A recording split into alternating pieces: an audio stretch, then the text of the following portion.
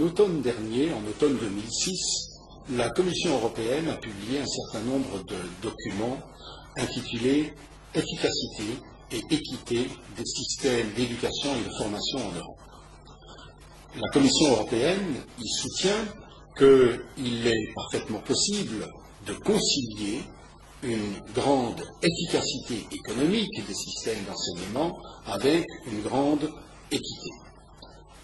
Le concept d'efficacité économique est hérité directement de la notion de capital humain, qui voit l'enseignement comme un investissement qui ensuite a un rendement, un retour en termes d'accès à l'emploi, en termes de revenus.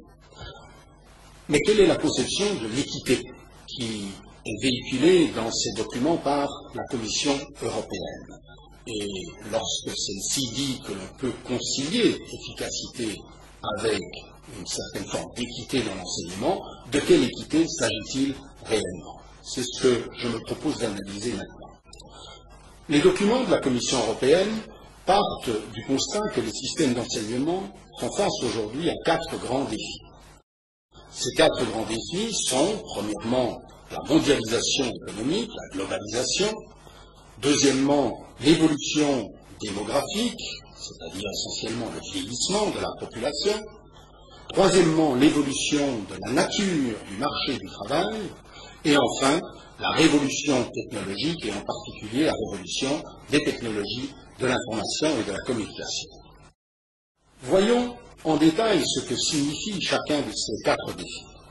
Le premier défi, la mondialisation, la globalisation économique, signifie bien sûr, et cela le signifie depuis plus de 15 ans maintenant, que l'environnement économique est devenu extrêmement compétitif, que nous assistons à une intensification, à une exacerbation de la compétition économique à l'échelle mondiale. Et dans ce contexte, le discours dominant des milieux économiques et aussi des milieux politiques consiste à dire qu'un enseignement efficace est un enseignement qui permet à l'économie d'obtenir une main-d'œuvre qui soit compétitive, c'est-à-dire un enseignement qui soit, tant que faire se peut, instrumentalisé au service de cette compétition économique. C'est ce que dit par exemple la Banque mondiale lorsqu'elle écrit, je cite, « L'éducation est vitale, ceux qui peuvent mieux engager la compétition avec les compétences en lecture, calcul ou d'autres compétences plus avancées, ceux-là ont un énorme avantage sur les concurrents moins bien préparés dans cette économie en mutation. » C'est le même discours que l'on retrouve au niveau de l'Union européenne dans les textes du sommet européen de Lisbonne en 2000, dans ce qu'on appelle la stratégie de Lisbonne, où l'on dit que l'objectif des réformes de l'éducation en Europe doit être, je cite, d'aider l'Europe à devenir l'économie de la connaissance la plus compétitive et la plus dynamique du monde. Voilà pour le premier axe qui est, on pourrait dire, l'axe dominant, l'axe directeur des réformes des systèmes d'enseignement en Europe depuis une quinzaine d'années. Le deuxième défi, c'est l'évolution démographique, c'est-à-dire le vieillissement de la population. Ce vieillissement de la population signifie que l'Europe risque à terme de se trouver avec un déficit de main-d'œuvre, en particulier un déficit de main-d'œuvre qualifiée sur le marché du travail. Dès lors, il y a un discours qui est de plus en plus en force aujourd'hui en Europe et qui consiste à dire que les jeunes devraient pouvoir entrer plus rapidement sur le marché du travail. Cela signifie qu'il faudrait raccourcir la formation. Déjà, dans son livre blanc sur la compétitivité publié en 1993, la Commission européenne écrivait, je cite, « L'éducation pourrait être rationalisée en offrant une période plus courte de formation générale qui est mieux adaptée aux besoins du marché du travail. » Le troisième défi, c'est l'évolution de la nature des emplois. Ceci fait référence à ce que l'on appelle couramment la société ou l'économie de la connaissance. Ce concept d'économie de la connaissance est souvent mal interprété. Souvent, on s'imagine qu'une économie de la connaissance serait une économie dans laquelle le marché du travail n'aurait plus besoin que de travailleurs à très haut niveau de qualification, à très haut niveau de formation. Or, lorsqu'on regarde l'évolution réelle du marché du travail dans les pays industrialisés, on se rend compte que les choses sont un peu plus compliquées, un peu plus contrastées. Voici une statistique extraite d'un document du Monthly Labor Review, la revue théorique du département fédéral américain de l'emploi, et qui est un classement des 30 emplois qui devraient, d'après les études prospectives du département américain de l'emploi, qui devraient connaître la plus forte croissance aux États-Unis, croissance en volume, aux États-Unis d'ici 2014. On observe que la majorité de ces emplois, ceux qui sont mis en gras sur la liste que vous voyez là, la majorité de ces emplois sont des emplois qui sont qualifiés dans ce document de, je le dis en anglais d'abord, Short Term On-the-Job Training, formation de courte durée sur le tas, ou formation de moyenne durée sur le tas. Par formation de courte durée sur le tas, il faut entendre des emplois nécessitant une formation de maximum 48 heures. 48 heures de formation au-delà de l'enseignement obligatoire qui est de 12 années aux États-Unis. Voyons quelques-uns de ces emplois pour mieux comprendre de quoi il s'agit. Vendeur au détail, service client, nettoyeur, serveur, serveuse, préparation et services alimentaires, aide-soignant, assistant de soins de santé, aide personnelle ou aide à domicile, employé général de bureau, ouvrier non spécialisé, réceptionniste, ouvrier d'entreprise de jardinage, conducteur de camion, ça c'est middle term de job, formation de moyenne durée sur le tas, assistant médical, ouvrier de maintenance, vendeur, assistant d'enseignement, garde d'enfants, travailleur du secteur du fast-food, femme d'ouvrage et conducteur de camionnette. Tous ces travailleurs doivent bien sûr disposer d'un certain nombre de compétences. Il ne faut donc pas se méprendre sur le sens du concept d'ouvrier non qualifié. Un ouvrier non qualifié n'est pas quelqu'un qui n'a aucune formation, qui ne dispose d'aucune compétence, il doit savoir lire, écrire, calculer, mais il n'a pas de qualification particulière.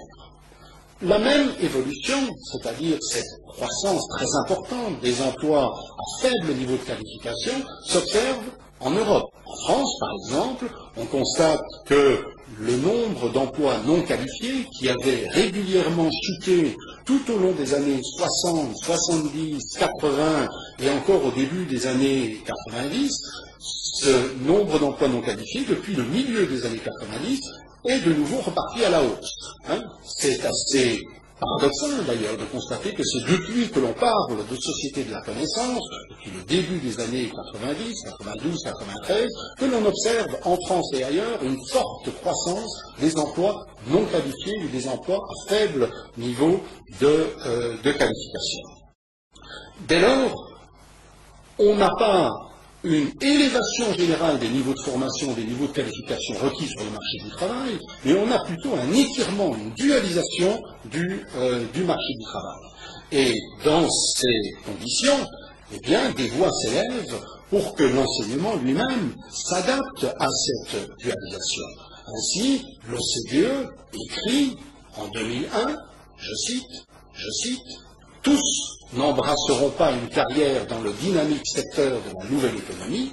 En fait, la plupart ne le feront pas, de sorte que les programmes scolaires ne peuvent pas être conçus comme si tous devaient aller loin. » Et si l'on entend cela, on est bien forcé de constater qu'il n'y a pas unité de vue entre l'objectif d'avoir un enseignement efficace en termes de soutien à l'économie et un enseignement qui soit équitable. Parce que, nous venons de le voir, un enseignement adapté aux besoins de l'économie implique au contraire une dualisation de l'enseignement qui forcément sera une dualisation sociale et qui donc implique que l'on abandonne les objectifs ou en tout cas que l'on abaisse, que l'on rende plus modestes les objectifs de démocratisation de l'enseignement. Le quatrième défi dont parlait la Commission européenne, c'est la révolution technologique. Essentiellement la révolution des technologies de l'information et de la communication. Celle-ci entraîne une formidable accélération du rythme des mutations technologiques, des mutations industrielles, des mutations des marchés. Les marchés porteurs se transforment et se modifient sans arrêt. Les rapports techniques de production dans les entreprises se transforment sans cesse, à tel point qu'il est de plus en plus difficile aujourd'hui de prévoir quels seront, dans 5 ans ou dans 10 ans, les qualifications, les savoirs porteurs sur le marché du travail. Dans ces conditions, un discours très puissant est en train d'émerger, émerge depuis une dizaine d'années, qui consiste à dire que le rôle de l'école est moins d'apporter des savoirs que d'apporter de la flexibilité via des compétences qui peuvent être mises en œuvre de façon adaptable, flexible, dans un environnement de production en perpétuelle mutation, en perpétuel changement. L'accent est donc mis de plus en plus sur les compétences de base qui doivent être acquises par tous pour pouvoir occuper de façon flexible et adaptable ces emplois, y compris ces emplois à faible niveau de qualification qui émergent en masse sur le marché du travail. Et dans les documents cités en introduction, les documents de la Commission européenne, celle-ci établit la liste de ces compétences de base qui doivent être acquises par tous. Quelles sont-elles? La capacité de communiquer dans la langue maternelle, la capacité de communiquer dans une langue étrangère. Soulignons le fait que la communication dans une langue étrangère, c'est autre chose que de pouvoir lire Shakespeare dans le texte. C'est être capable de demander poliment, en anglais, souhaitez-vous votre hamburger avec des frites ou avec du ketchup. C'est la culture mathématique et les compétences de base en sciences et technologies, la culture numérique, c'est-à-dire l'alphabétisation numérique, le fait de pouvoir se servir d'une interface écran, souris, avec un clavier d'ordinateur, mais ce n'est pas, bien sûr, être capable de programmer un ordinateur.